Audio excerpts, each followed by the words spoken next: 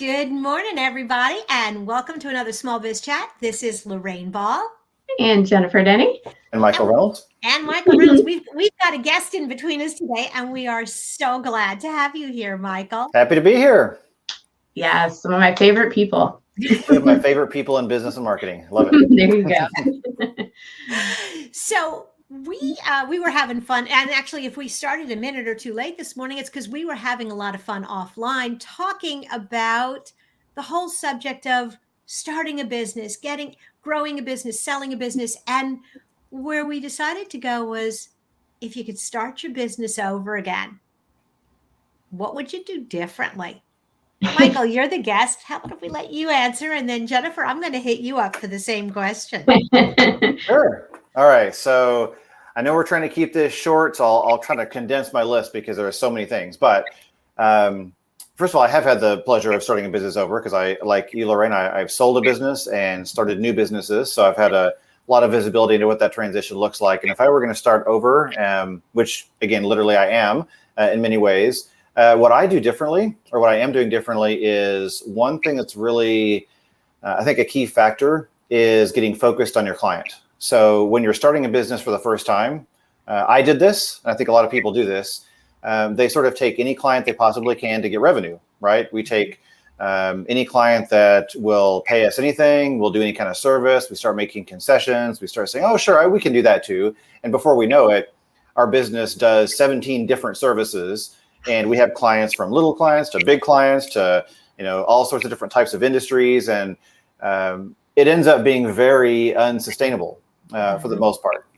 And so in reinventing businesses going forward, after kind of going through that process, I would always advise business owners to, from the start, don't be afraid to be very picky and focused about your clients, even if it means growing slower.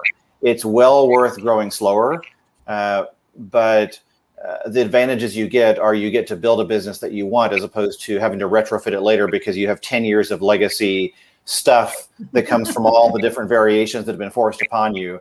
So that's one thing I would focus on. Awesome. What do you think, Jennifer? Well, so I'm the newer one of the bunch. I only own one business, and I've been doing this for 5 years. And if I was to start over, I would probably focus sooner on processes and making sure that I had that kind of detailed out in order to hand off the baton and work more on my business and not so much in my business. That was very hard for me to get over, that I could do it better than anybody else. And, getting other people to basically do that so that I could focus on all the business aspects. So that would be like a major thing that I would do differently. Outside of that, I feel like I am the turtle. I don't care about growing really fast. Like, I'm just putting one step in front of the other. The turtle always wins. It does. I even wrote a blog post called "The Turtle Always Wins." And it's hard to sit on the sidelines and see everybody kind of reward people. Oh, you hired people, blah, blah, blah. Like, that's our success metric. So I get frustrated by that, but I know I'm doing things right. So, well, I hope I am. I think you guys both hit, and especially that idea of building the business that you want and then creating the processes. That's what really creates something that you eventually can sell, because the business is about your processes. It's not about your personality. I think if I could do something differently,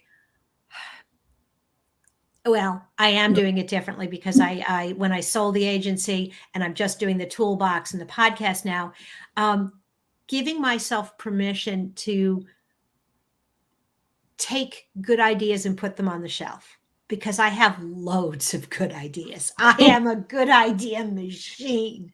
And giving myself permission to say, that's a great idea, not going to do it this week. And just taking it out of the conversation, instead of putting it on my to-do list every day and feeling crappy about it. And just really keeping that to-do list very, very focused to just a few items that I actually can get done that really make a difference for the business. I have that above me, a sign that says you can do anything, but not everything. Like, that's my personality.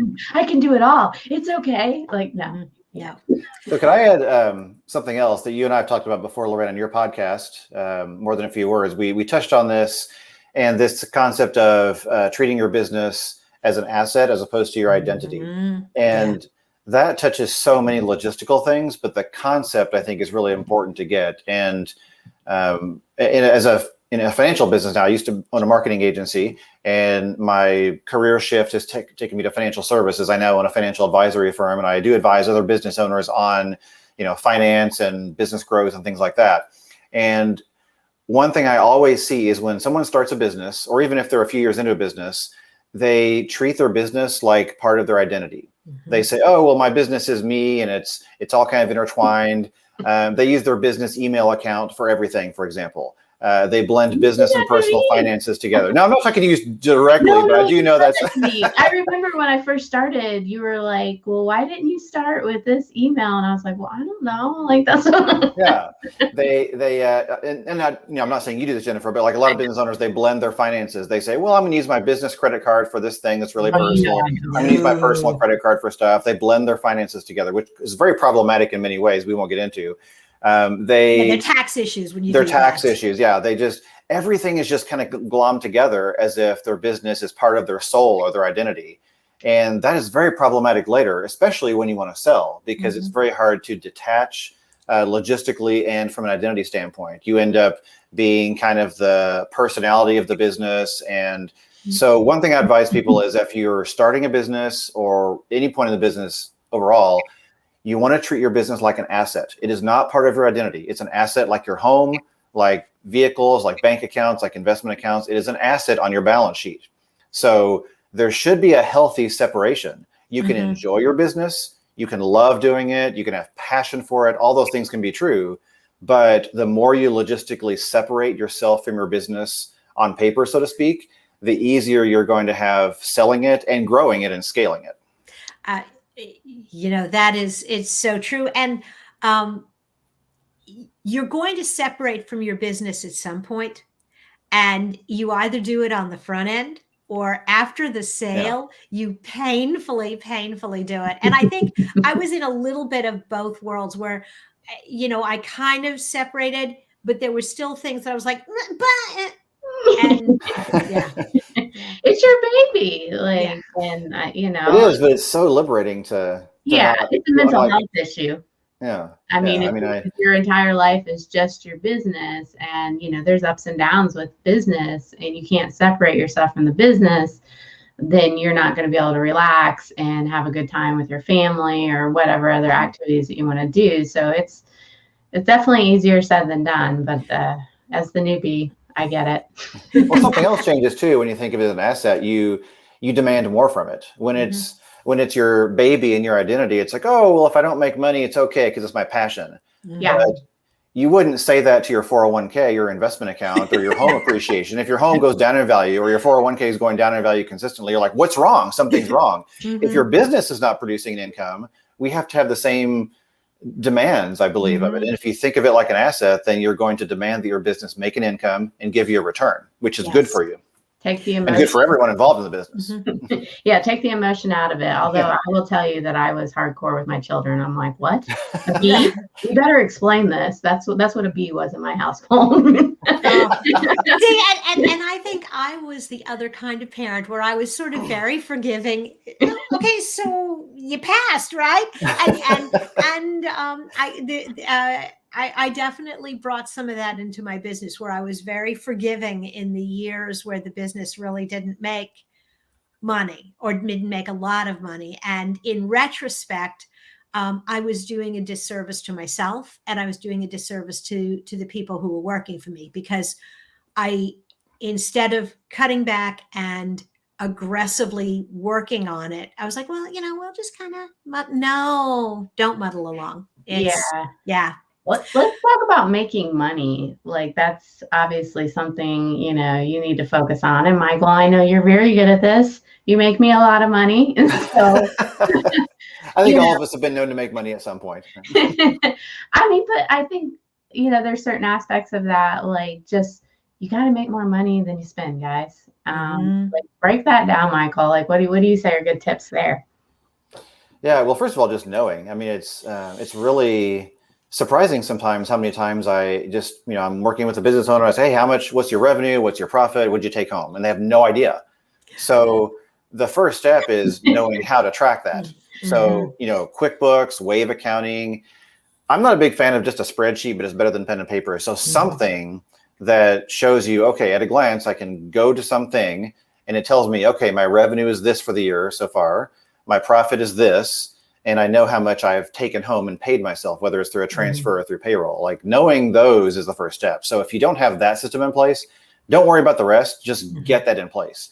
Hire an accountant, set up QuickBooks, do something. Yeah, go to Lorraine. Well, I was going to add, there's one other number, and this is the thing that I think trips up a lot of business owners.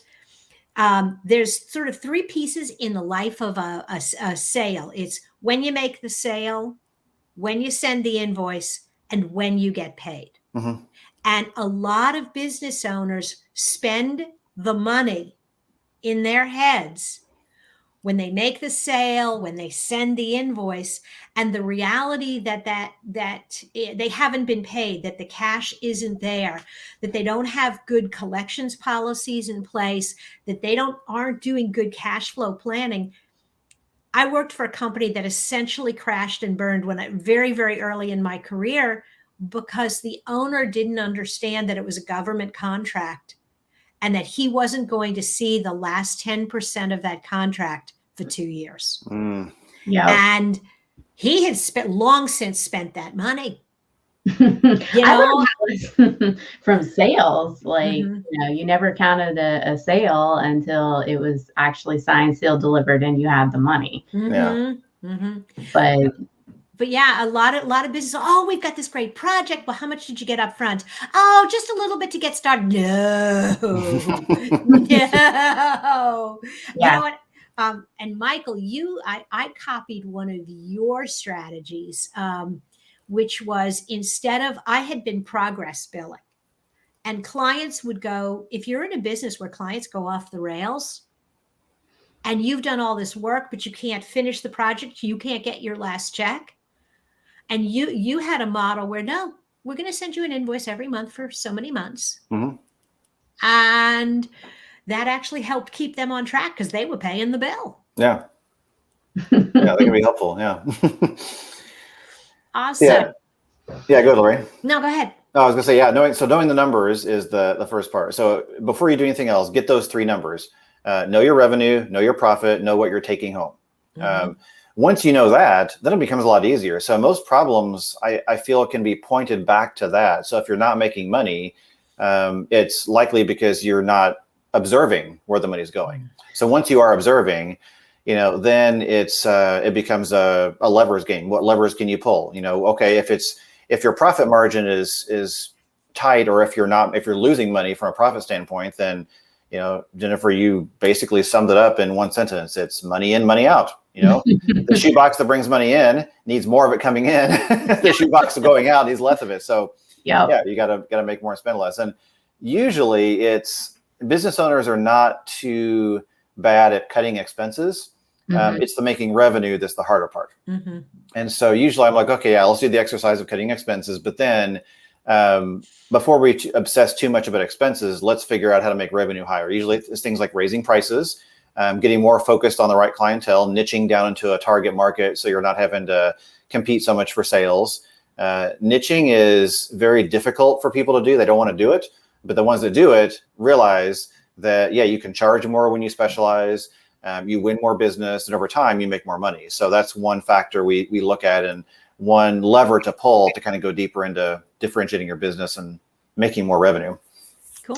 I'm going to have to say sales and marketing is in there somewhere. Well, I kind of assumed that was a given. Did I write that right? Yeah. Awesome. Well, you know what the challenge is? We could talk about this topic, I don't know, forever. But we actually Totally. want our audience to go out and make a little money on their own. So why don't we kind of wrap it here? Michael, how do people find you these days? Sure. Yeah. So I'm at elevationfinancial.com. I am an independent financial advisor and I work with a lot of business owners, especially solo business owners. So again, you can find me at elevationfinancial.com. And if you want to, learn more marketing yourself, the Digital Toolbox is an excellent resource. And there's some great new courses like content for SEO. So check out the Digital Toolbox. And when you're tired of doing it yourself, you definitely need to check out elevatedmarketing.solutions. And I love Jen's tagline because the dot stands for data over time. So you're making decisions based on what the numbers tell you. Numbers don't lie. Awesome. Everybody, thanks so much. We'll see you next week. Thanks. Bye, guys. Bye.